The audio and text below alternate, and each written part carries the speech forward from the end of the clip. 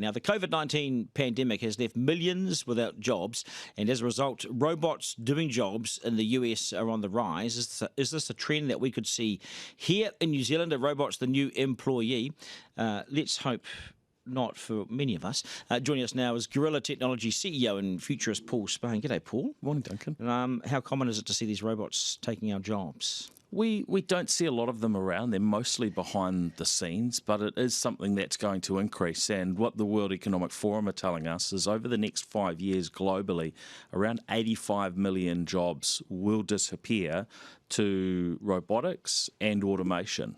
But there is a positive side, which is that they're expecting 97 million new jobs. So there's going to be this transition, jobs disappearing and new jobs coming in. 12 million more jobs as a result of robots. I mean, that's the head. Could that be the positive headline?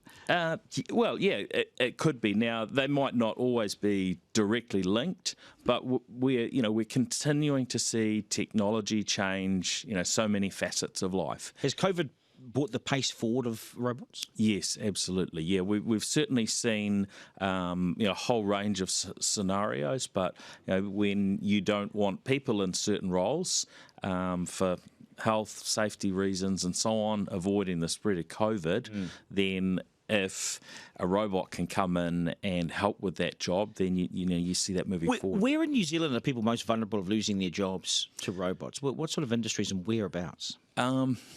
I think it's going to be reasonably broad, but think of things that are very repetitive, manual sorts of tasks where you can imagine that they're simple enough that it won't be too hard to get a robot to do that job. So warehouses we see overseas, a lot of robots and those sorts of things. Supermarkets. Yeah, some of those scenarios I think will happen, and they can be driven by two things: the shortage of people to do the work. So that's something in New Zealand. If we look in the agricultural sector, fruit picking, sorting fruits on. Actually, that's very seasonal. It's a challenge for us to fill those jobs, and so there's robots happening in that space here in New Zealand very successfully, and I think that is an area that will very much grow for us. Yeah, no, well said, and good to see you. All the very best. 6:30 it is. It is news time, of course. Gorilla Technology CEO and futurist Paul Spain. Appreciate your time as always.